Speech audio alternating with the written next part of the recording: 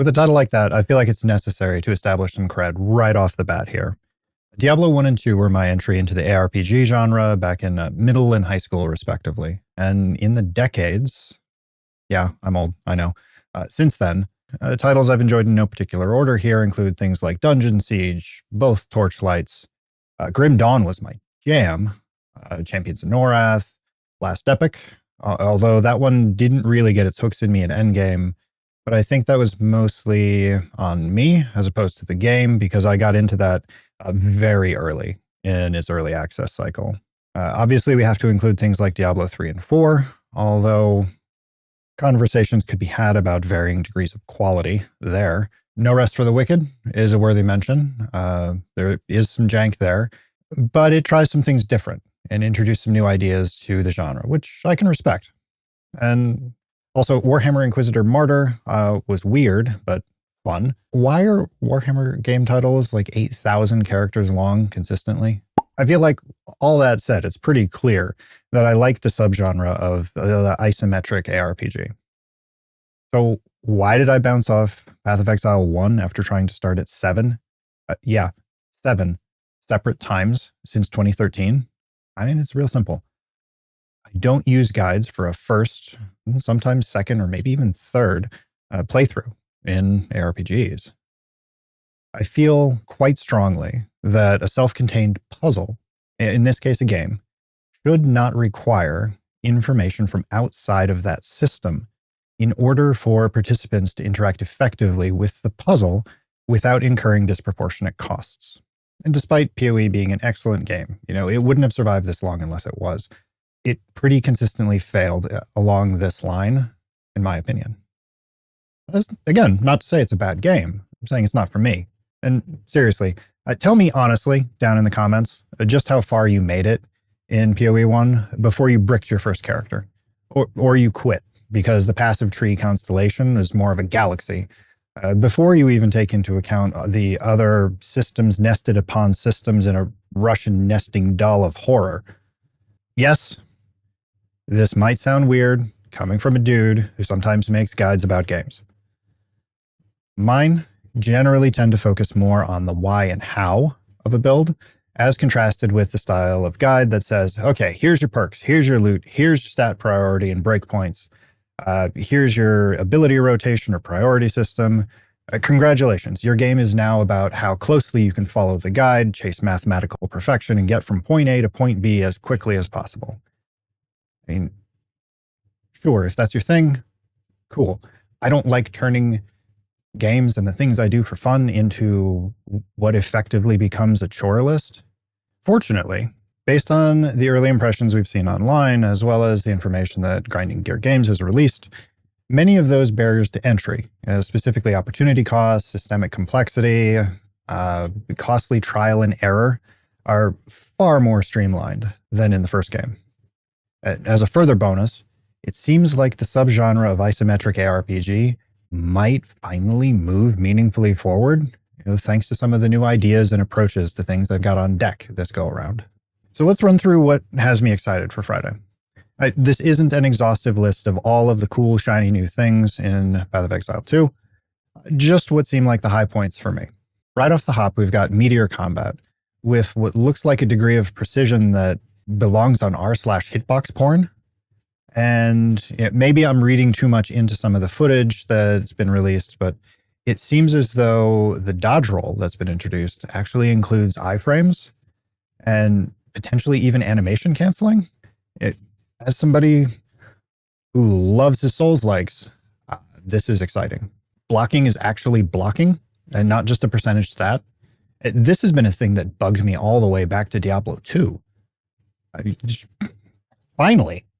I've reworked support gems this go around, specifically in limiting them to one of each type for a build, and presenting a winnowed down list for support gems that could be pertinent for your class, as contrasted with just showing you all of them in the game and being like, here you go, figure it out.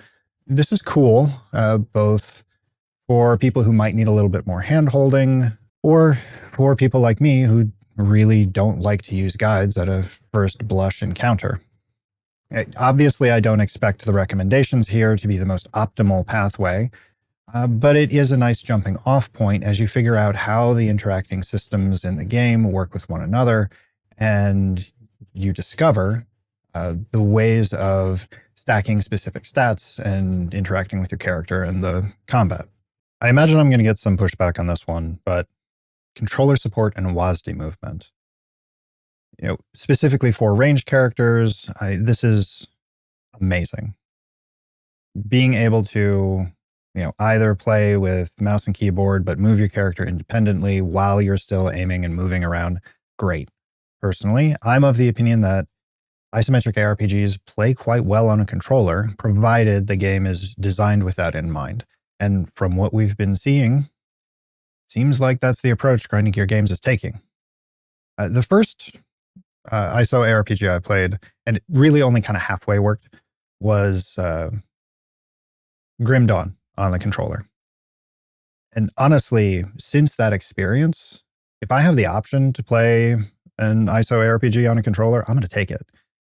The movement and casting and just interacting with the moment-to-moment gameplay feels much, much more fluid, if perhaps a bit less precise than, your traditional click around all the things. But the experience for me is far more enjoyable. And coming in off the heels of the changes to combat I'd mentioned earlier, we're seeing some coverage of systems that are still very much a work in progress, but the idea of enemies respawning, map resets, bosses resetting on death, in very much that Souls-like fashion, it stands to, I don't know about you, but at least for me, I tend to notice when it's like, oh, I can cheese my way past this thing that I'm not quite leveled up enough for by corpse hopping my way through. Okay, we're going to do that, get some upgrades, and then actually go back to being like normally productive. Being forced to no longer have that option and actually play through things effectively, sure, it'll be annoying, but overall, I think it'll contribute to a healthier game. And this next one, I am stoked about. It seems like they're taking notes from how Last Epic designed their in-game guide, which I think is the gold standard now for how companies could, arguably should, put resources for a game inside their game. Outside of some very specific use cases, once you're in Last Epic, you don't have to Alt-Tab out to go look something up. The more time I'm spending in your game, congratulations, the more time I'm playing your game. Seems like a no-brainer. Streamlining and simplification to the flask system from the first game, consumables, and the changes to having craftable charms. And similarly, we've got the introduction of the spirit system, which is a resource specifically for static buffs. And really, does anyone like maintaining buffs? Having something that you can just be like, okay, here we go, we're done. Sure. The way it worked in the first one with some reserved resources, whether that's energy, mana, health, whatever, it's a bit more interesting just from a risk-reward standpoint, but it's still kind of meh. They've debloated and restructured the passive tree, which is greatly appreciated. This is not to say it's dumbed down. I mean, it's still huge and offers, at least based on what I've seen, still a staggering degree of build variety. But it's eliminated things like spending points on life. Because frankly, that feels bad. Thank you. And taking a point from Diablo 4, specifically the Barb, weapon skills will now auto-swap between the two sets of weapons that you carry based on, using that skill. Sure, there could be some arguments made that this reduces the amount of micro that's required, and it reduces the overall skill ceiling, and blah, blah. And finally, this last one. Respecs for gold, yo. Freaking great. No more bricking. But yes, I know. Skill issue, acquire regret orbs, I get it. Still, this is going to introduce far more freedom of experimentation as you progress and allow people to discover what works for them as they explore and experience a thing for the first time.